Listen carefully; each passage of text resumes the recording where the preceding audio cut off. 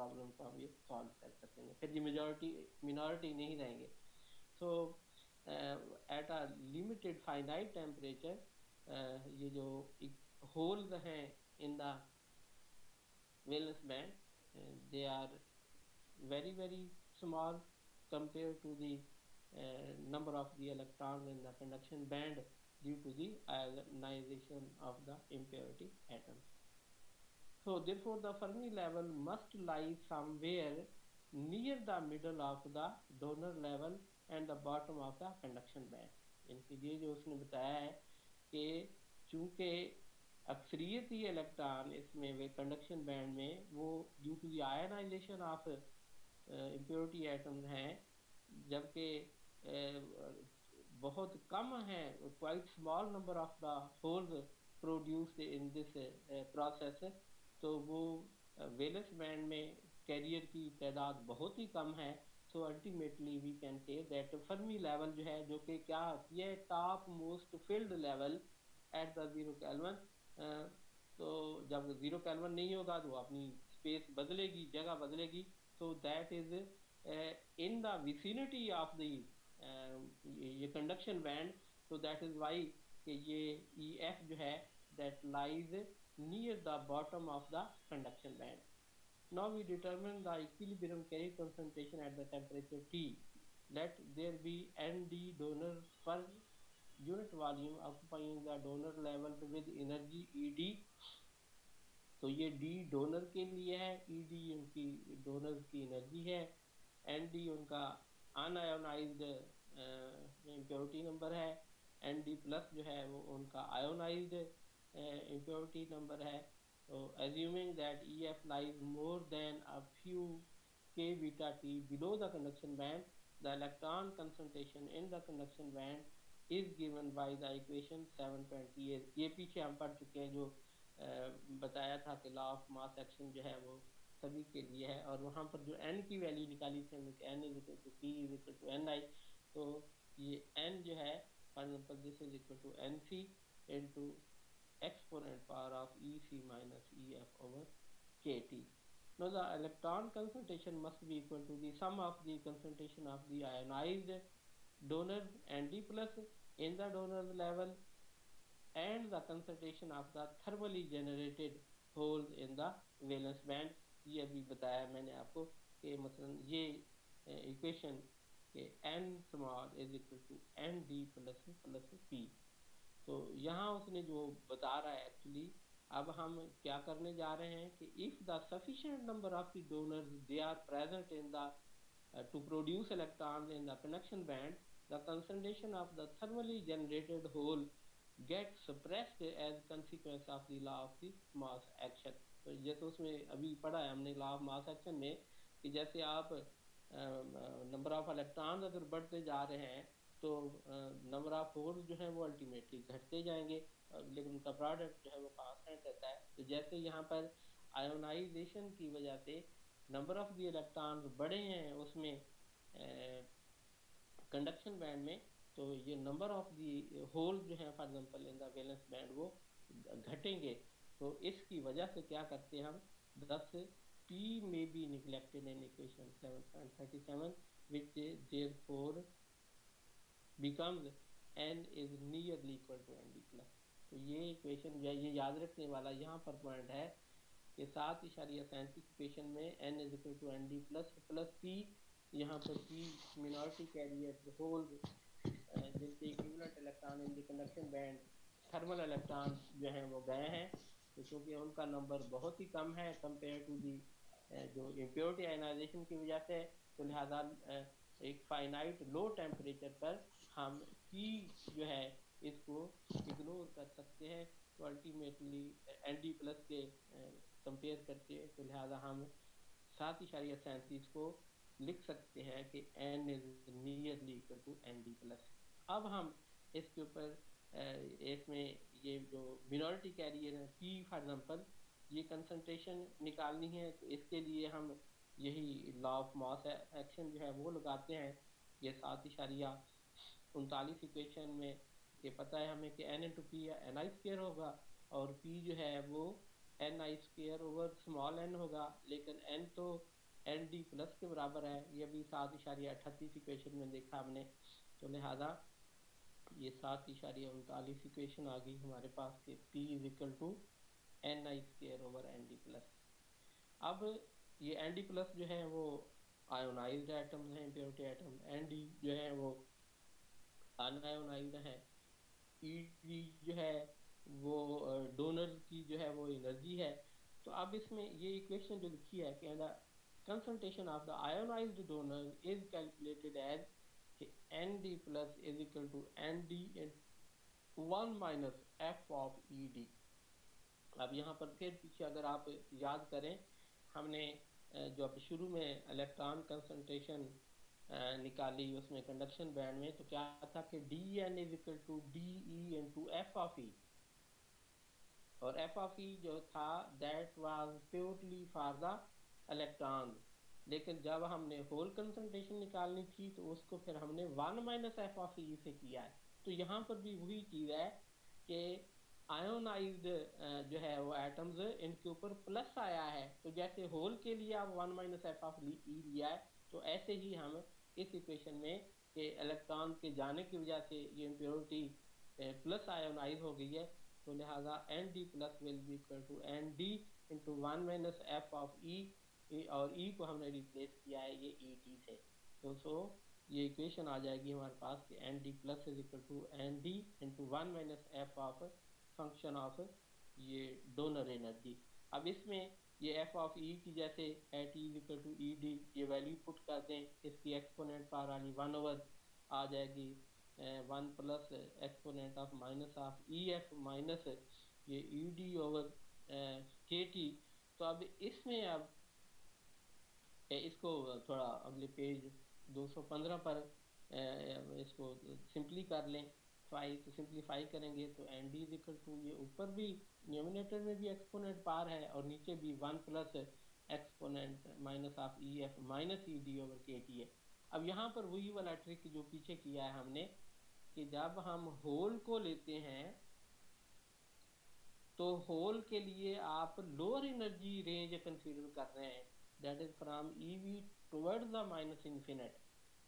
तो जब low energy के लिए लेते हैं तो मसलन लो एनर्जी के लिए एक्सपोनेंट पावर जो है वो कम होगी कंपेयर टू द यूनिटी 1 जो है, तो अल्टीमेटली जो है 1 डोमिनेट कर जाएगा ये इसमें जो है। तो इसलिए एट द लो एनर्जी ये इन द डिनोमिनेटर ये exponent power that is suppressed compare to the unity, तो लिहाजा ये नीचे वाला फैक्टर एक्सपोनेंट पावर वैसे खत्म हो जाएगा तो बाकी पीछे 1 रह जाता है, तो लिहाजा ये हमारे पास ये ऊपर वाली नोमिनेटर वाला एक्सपोनेंट पावर बचेगी। तो 7.40 इक्वेशन यहाँ से आ जाएगी हमारे पास कि N D plus is equal to N D into exponent of minus of E F minus E D over K into T. अभी एन डी प्लस जो है ये मतलब 7.40 के बराबर है, और ये 7.20 से हमारे पास जो है एन सी बराबर है इसके N C into exponent power of minus of E C minus E F over K T.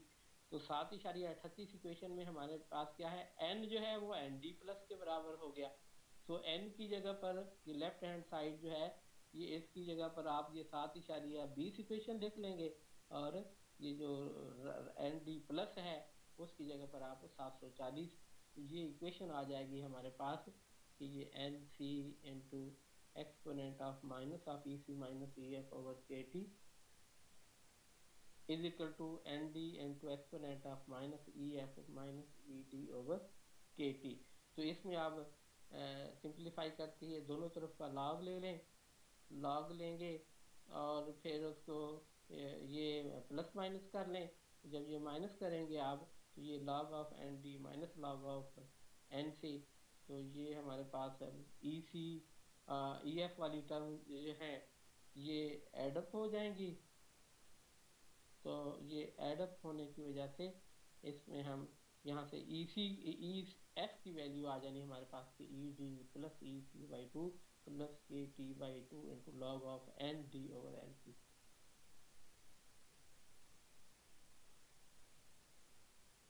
वह है वो क्या आ जाएगा, N I square over small N आ जाएगा। अब लेकिन ये 7.38 से हम देख रहे हैं कि n तो बराबर हमने किया है कि ये तो एन डी प्लस के बराबर है, देयरफॉर ये 7.39 में हमारे पास ये p is equal to N I square over N D plus ये आ गया। क्लियर है बेटा? यस सर क्लियर है। हाँ, और शाबाश कोई? सर इसके नीचे जो इक्वेशन लिखी हुई है आयनाइज्ड डोनर के लिए वो कैसे आई है, वो थोड़ा। हाँ वो बेटा यही बता रहा हूँ कि इसमें आयोनाइज्ड और अनआयोनाइज्ड के दरमियान उसने ये रिलेशन लिखा है। एन डी जो है वो अनआयोनाइज्ड है, मतलब वो टोटल इम्प्योरिटी एटम्स हैं, और एन डी प्लस जो है वो आयोनाइज्ड हैं। तो जब आयोनाइज हो जाते हैं तो इसमें चूंकि इलेक्ट्रॉन निकल रहे हैं ये डोनर एटम से, तो इनके ऊपर प्लस चार्ज आ गया है। तो हमने होल कंसंट्रेशन के लिए पीछे रिलेशन जब निकाल रहे थे कि जब आप होल कंसंट्रेशन निकालते हैं तो उसकी कंसंट्रेशन को हमने 1 माइनस एफ ऑफ ई से किया था मल्टीप्लाई डी एन निकालने के लिए। तो बिल्कुल ऐसे ही हमने किया है इसमें कि एन डी प्लस जो है क्योंकि इलेक्ट्रॉन के निकलने की वजह से इसके ऊपर प्लस चार्ज आएगा, तो जैसे होल बिहेव करता है तो यहाँ पर भी ये ऐसे ही होगा कि N D plus ionized atoms will be equal to N D unionized into ये 1 minus F of E at E is equal to E D जो है। तो ये वहाँ से आया है, जैसे it's the ratio of ionized और unionized N D plus over N D is equal to 1 minus F of E, number of the whole number of the ionized atom जो है वो ratio of ionized over unionized, ये है equation वहाँ से आई। Clear है? Yes sir. जी और बेटा शाबाश कोई?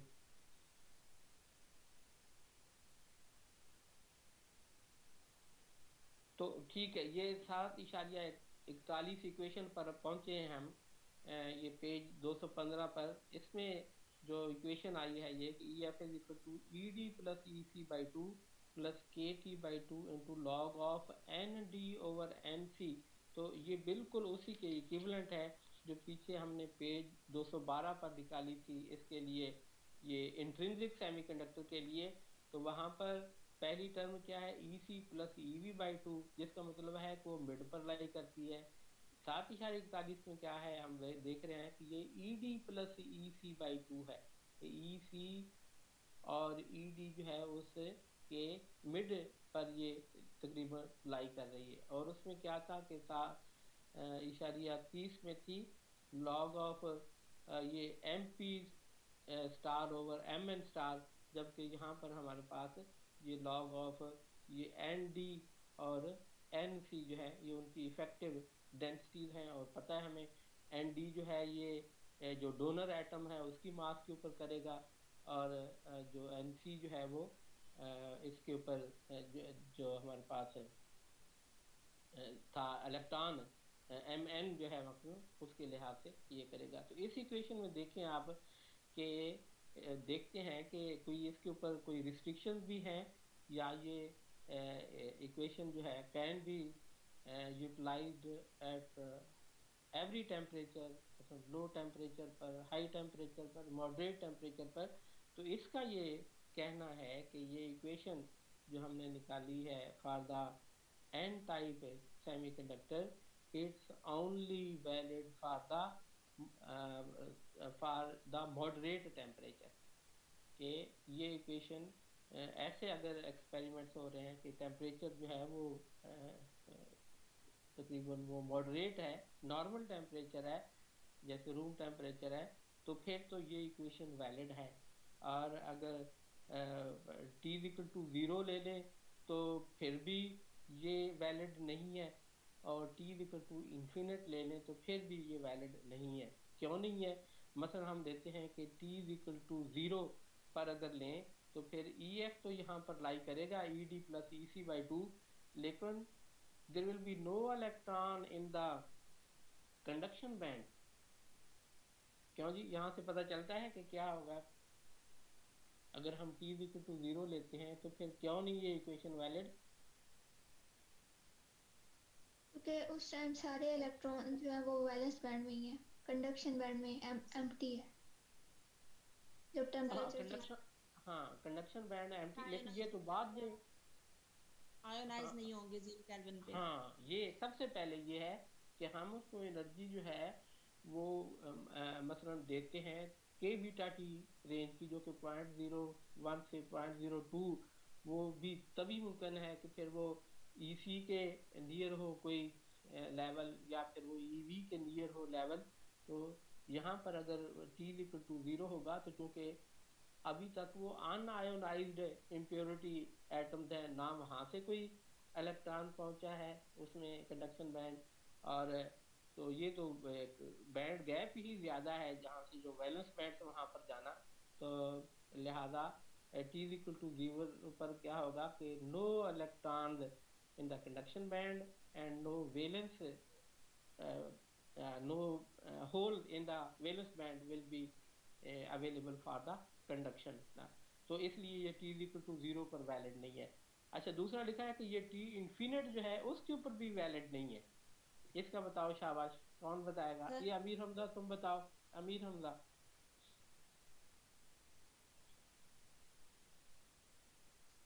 बताओ बेटा, शाबाश। के t इक्वल टू 0 पर तो देखा जी हमें कैरियर, चार्ज कैरियर ही अवेलेबल नहीं है इलेक्ट्रॉन कंडक्शन में और वैलेंस बैंड में होल। तो अब है कि अगर टी इन्फिनिट यानी कि बहुत ज़्यादा हाई टेम्परेचर है, उसके लिए भी ये इक्वेशन वैलिड नहीं है। क्या मतलब है इसका, या क्यों नहीं हम इसको लगा सकते हाई टेम्परेचर पर? जी मुझे बुखार है तुम्हें? अच्छा, अल्लाह मियाँ तुम्हें सेहत दे। वहाब तुम बताओ।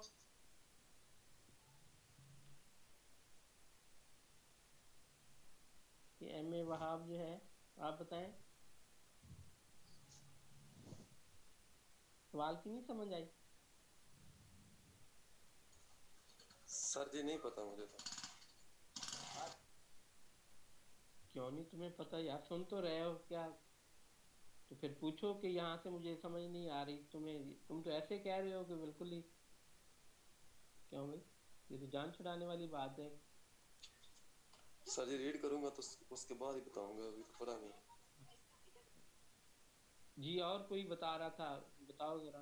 और कोई? सर जी ये वैलेंस बैंड में से बहुत ज्यादा इलेक्ट्रॉन निकल के कंडक्शन बैंड में चल जाएंगे, मतलब हाँ, डोनर की बहुत ज्यादा होगी और फिर वैलेंस बैंड से भी चले जाएंगे, तो हमें मतलब हम वो चीज फाइंड ही नहीं कर सकेंगे जो हमने करनी फाइंड ही होगी। नहीं। हाँ, क्योंकि इसमें देखें ये जो इक्वेशन थी 7.37, उसमें देखा हमने कि n is equal to N D plus plus P है। तो एन डी प्लस जो है वो फ्री इलेक्ट्रॉन को रिप्रेजेंट करता है बाई द इम्प्योरिटी आयोनाइजेशन, और पी जो था ये वैलेंस बैंड से जो थर्मल इलेक्ट्रॉन उधर पहुंचे होंगे। तो ये मॉडरेट टेम्परेचर वहाँ पर कंडीशन रखी है हमने कि टेम्परेचर लो है, जो लो होगा तो ये चांद है कि पी जो है मसलन इधर पैदा होंगे और इलेक्ट्रॉन यहाँ से। लेकिन अगर हम हाई टेम्परेचर कर देते हैं तो फिर ये पी जो है इनकी तादाद बढ़ जाएगी। तो फिर हम इनको निगलेक्ट करके ये वाली इक्वेशन 7.38 लिखी जो है हमने, कि पी को इग्नोर करके लो टेम्परेचर पर n equal to N D plus नहीं लिख सकते। तो दैट इज़ वाई कि ये इक्वेशन जो 7.41 है, it's only valid for moderate temperature. it's applicable to the environment when t is equal to 0 or t is equal to, so दोनों extreme temperature जो है, लो भी और हाई भी, ये दोनों के लिए वैलिड नहीं है। जो दरमियाने हैं टेम्परेचर फॉर एग्जांपल उनके लिए वैलिड है। So the assumption of suppressing the whole does not hold good. The only valid information obtainable from this equation is that the Fermi level somewhere near the middle of the donor level and the conduction band edge at the moderate temperature. तो एक तो moderate temperature पर हमें मसलन ये valid है, और हमें एक दूसरी इंफॉर्मेशन जो मिल रही है वो यही है कि EF जो है वो इनकी विसिनिटी में वो लाई करती है, ED और EC के। अच्छा, अब ये कि अब होता क्या है कि जैसे जैसे आप टेम्परेचर बढ़ाते जा रहे हैं, एटम्स आयोनाइज होते रहेंगे, तो फर्मी लेवल जो है EF वो नहीं रहेगी। इनके ये हम कर चुके हैं, जैसे बताया था मैंने एफ ऑफ ई के लिए कि ये फर्मी डायरेक्ट डिस्ट्रीब्यूशन फंक्शन जो है that is a step function at t is equal to 0, उस वक्त क्या था कि ई जो ई एफ से लेस रीजन के लिए एफ ऑफ ई जो है वो 1 के बराबर था, और ई एफ जो है उससे ग्रेटर के लिए उसकी वैल्यू वो 0 के बराबर थी, और वो शार्प थी दरमियान में ई एफ वाला वो रीजन जो है फॉर एग्जांपल एक स्ट्रिप की शक्ल में। लेकिन जब हम टेम्परेचर बढ़ा देते हैं तो फिर वो शार्प ट्रांजिशन नहीं रहती, बल्कि फिर क्या था कि टी ग्रेटर दैन 0 से अब क्या होगा कि ई एफ से पहले भी कुछ स्टेट अब एम्प्टी हो चुकी होंगी जो पहले सारी फील्ड थी, और ये अब हाई ज़्यादा टेम्परेचर पर ई एफ के बाद जो है वो कुछ स्टेट फिल हो जाएंगी, क्योंकि इलेक्ट्रॉन जो है वो जंप करके उधर आए हैं। तो इससे अब क्या होगा कि हम ज़ीरो पर तो कहते हैं कि ई एफ जो है वो टॉप लेवल है, लेकिन जैसे जैसे आप टेम्परेचर बढ़ाएंगे तो ई एफ जो है वो मतलब वो नीचे शिफ्ट होना शुरू हो जाएगी। तो ये इसमें भी ऐसे ही है कि अभी देखा मैंने हमने कि जब लो टेम्परेचर है तो ई एफ जो है it was near the conduction band, उसकी वो एज के करीब, और जब हम टेम्परेचर बढ़ाएंगे तो ये ऊपर को नहीं रेज करेगी, क्योंकि ऊपर रेज करेगी तो इसका मतलब वो और ज़्यादा कंडक्टिविटी देगी और उसकी वैल्यू बढ़ती जा रही है। लेकिन नहीं, अब टेम्परेचर बढ़ाने से ई एफ जो है उसकी वैल्यू घटेगी, तो वो नीचे को मूव करेगी, और फिर ये ई डी को क्रॉस करते हुए ये ई आई से जाके मीट कर जाएगी। और ये वो वाला होगा कि ई एफ जब ई आई होगा तो ये कौन सा केस है भला, अगर ई एफ आ जाए यहाँ पर ई आई की जगह जो कि सेंटर पर लाई करता है ई सी और ई वी के, तो फिर ये कौन सा केस बन जाता है, बताओ शाबाश।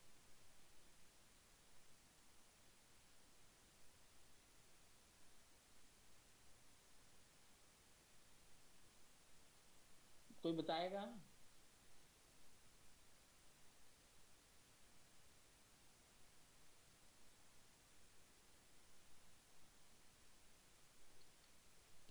सर दोबारा बोलिए कि आपने क्या का पूछा? सर जी, सवाल मैंने ये पूछा है कि अभी जब ये लो टेम्परेचर है तो ई एफ हम देख रहे हैं, ये डायग्राम में देखें आप 7.7 में, कि ई एफ जो है वो ई सी और ई डी के दरमियान लाई कर रही है। अब जब हम टेम्परेचर बढ़ाएंगे तो मसलन ये इम्प्योरिटी आयोनाइज होंगे, तो फिर ई एफ जो है वो यहाँ पर नहीं रहेगी, बल्कि ये नीचे को शिफ्ट होना शुरू हो जाएगी, और ये ई डी को क्रॉस करते हुए ई एफ जो है वो सेंटर पर आ जाएगी ई आई की जगह पर। तो यहाँ पर ये केस है, मैं पूछ रहा हूँ कि जब ई एफ ई आई पर आ जाएगी which lies at the centre of E C और ई वी, तो ये फिर कौन सा केस बनता है? सर इंट्रिंसिक वाला, ये इंट्रिंसिक इंट्रिंसिक वाला है, तो चूंकि हाँ अभी ये पढ़ा है हमने कि in case of the intrinsic semiconductor जो है ई आई ही ई एफ है, और वो उस इक्वेशन के मुताबिक सेंटर पर लाई करती है ई सी और ई वी के। और इसमें देख रहे हैं हम कि इम्प्योरिटी आयोनाइज होने की वजह से ई एफ जो लेवल उसका अप हो गया था, तो अब जैसे जैसे इम्प्योरिटी आयोनाइज होती जाएंगी तो ये ई एफ जो है वो नीचे आती जाएगी। तो इसका मतलब है वो उसकी कंडक्टिविटी घटेगी, और फिर वो बाद में ऐसे ही आ जाएगा कि जैसे वो इंट्रिंसिक सेमीकंडक्टर है। और जब हम फिर इंट्रिंसिक के लिए बढ़ाएंगे टेम्परेचर, तो इतना टेम्परेचर आपको बढ़ाना होगा कि वैलेंस इलेक्ट्रॉन से इलेक्ट्रॉन निकलेंगे और फिर वो पहुंचेंगे ऊपर कंडक्शन बैंड में। तो जो फिर अगेन हमारे पास कंडक्टिविटी, तो ये आगे जब ग्राफ करते हैं तो फिर उससे आपको ये क्लियर होगा। जी, तो ये हमने अब हाँ, तो इसने ये जो लिखा है पेज 7.41 इक्वेशन के लिए कि Fermi level lies somewhere near the middle of the donor level and the conduction band as at the moderate temperature. This is particularly true for those values of the T and ND for which the second term on the right hand side is negligible. यानी कि जब इसको हम second term को 7.41 में ये neglect कर रहे हैं, तो फिर वो ई डी और ई सी के यानी कि वहाँ पर वो मिड पर लाई कर रही है। As T increases the Fermi level move downward and crosses the donor level. अभी बताया मैंने आपको. For sufficiently large temperature, it drops to Eg by 2 and coincides with the intrinsic level EI. This is, however, the not the apparent from equation 7.41. In such a case, the extrinsic semiconductor behaves like the intrinsic one. So the variation of the EF minus EI with temperature for both N and P type silicon, they are shown in figure 7.8 for the different impurity concentration. ये आप अगले page पर देखें जरा.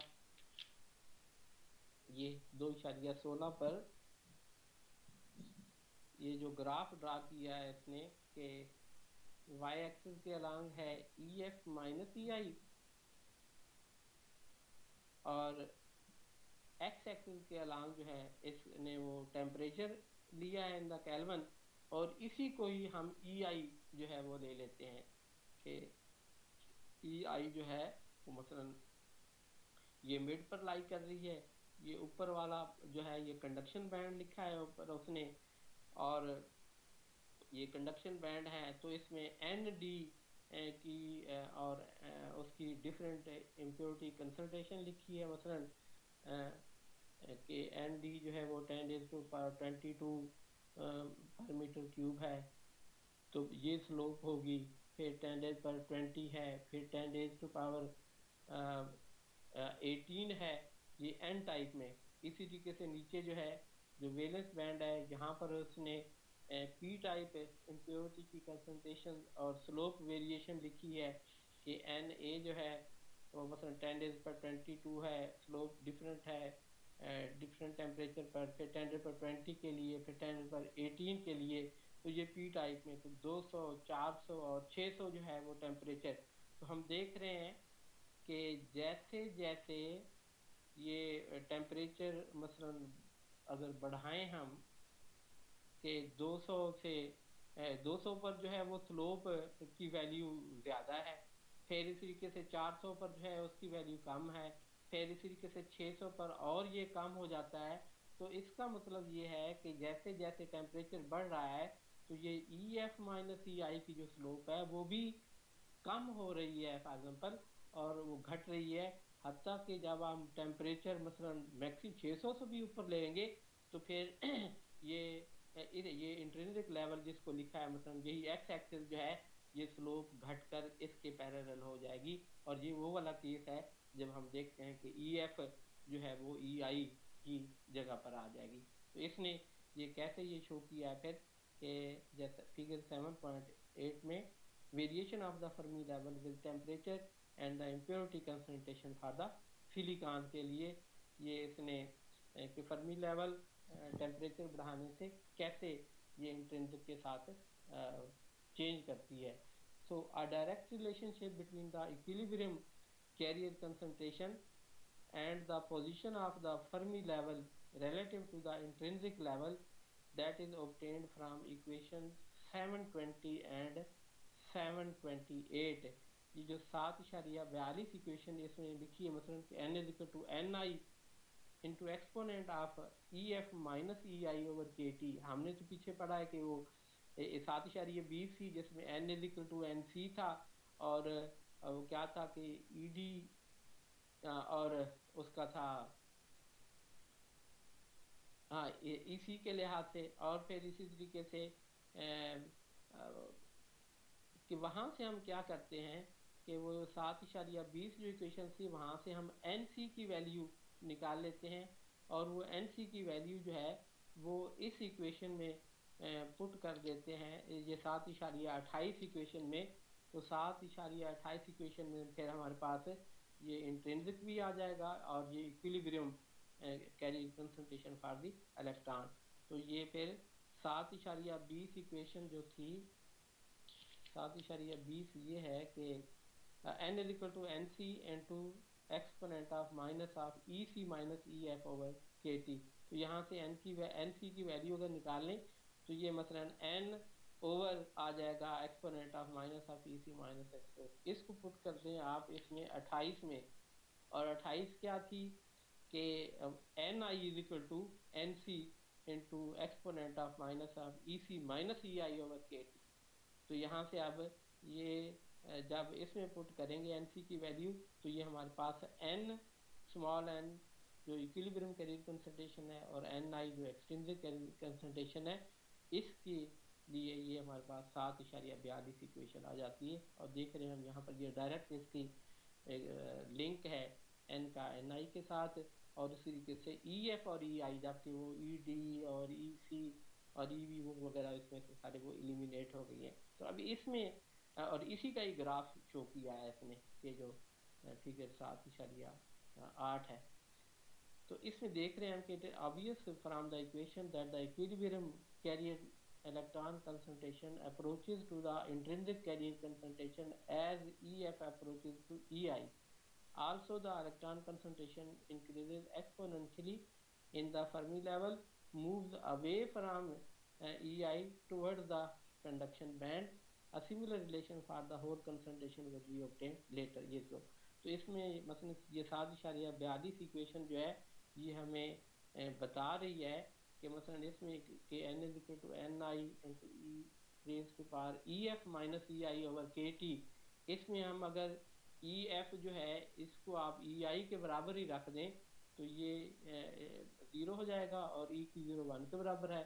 So it means EF is equal to EI, ये कब होता है इस वक्त फिर n is equal to Ni, और ये अभी पढ़ा हमें कि ये इंट्रिंसिक कैरियर कंसंट्रेशन। और दूसरा हम और जो पता चल रहा है कि इलेक्ट्रॉन कंसंट्रेशन जो है that increases exponentially as the Fermi level that moves away from EI, यानी कि टुवर्ड द कंडक्शन बैंड जा रहे हैं तो फिर भी ये इलेक्ट्रॉन कंसंट्रेशन जो है वो बढ़ेगी, ठीक है, वो ऊपर को मूव करेगी। और इसी तरीके से अगर हमारे पास होल कंसंट्रेशन वाला है तो फिर P टाइप में जैसे तो फिर EF जो है that will move towards the, अगर एक तो P जो है वो PI के होगा जो है इक्विवेलेंट, और दूसरा जब टेम्परेचर बढ़ाएंगे जब कंसंट्रेशन उसकी बढ़ाएंगे बढ़ेगी, अगर वो जो लेवल है EF that will be move towards the valence band. तो इन दोनों सूरतों में हम देख रहे हैं कि कैरियर कंसंट्रेशन जो है मसलन वो EF मूव करे चाहे टुवर्ड्स द वैलेंस बैंड चाहे टुवर्ड्स द कंडक्शन बैंड, तो फिर भी कैरियर कंसंट्रेशन बढ़ती है होल की और इलेक्ट्रॉन की।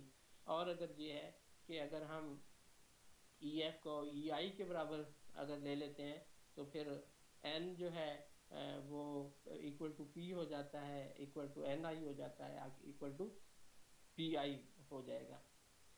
तो अब इसमें हम निकालते हैं ये the free electron concentration in the conduction band is obtained. काफी है। हाँ